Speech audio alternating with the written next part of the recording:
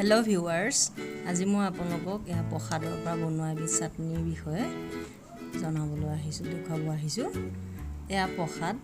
আপোনালোকে বুট মগু ঘৰত তিয়াই থৈ এনেকৈ কৰিব পাৰে মোৰ ঘৰত প্ৰসাদ আছিল কাৰণে প্ৰসাদ লৈছোঁ এয়া মান ধনিয়া আমি বঙালী ধনিয়া বুলিও কয় কিছুমানে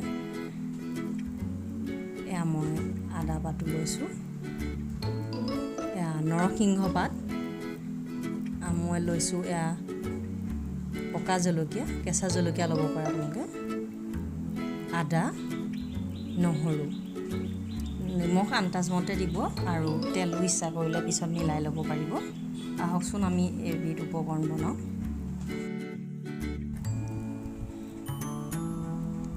এয়া মই প্ৰসাদখিনি ধুই লৈছোঁ এনেদৰে মিক্সিত মই পিচিম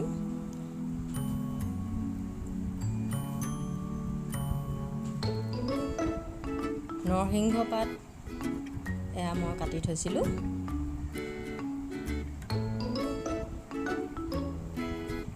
লগতে আদা নহৰু মান ধনিয়া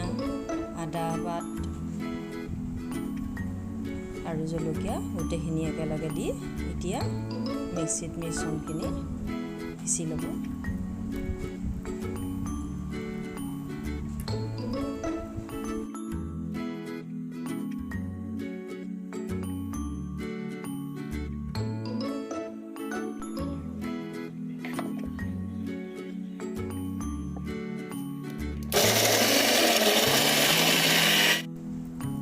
সকলে মিক্সিত দি পিছা হ'ল চাওকচোন ইমান সুন্দৰকৈ পিছা হৈছে এতিয়া আপোনালোকে আন্দাজমতে নিমখ মিলাই ল'ব পাৰিব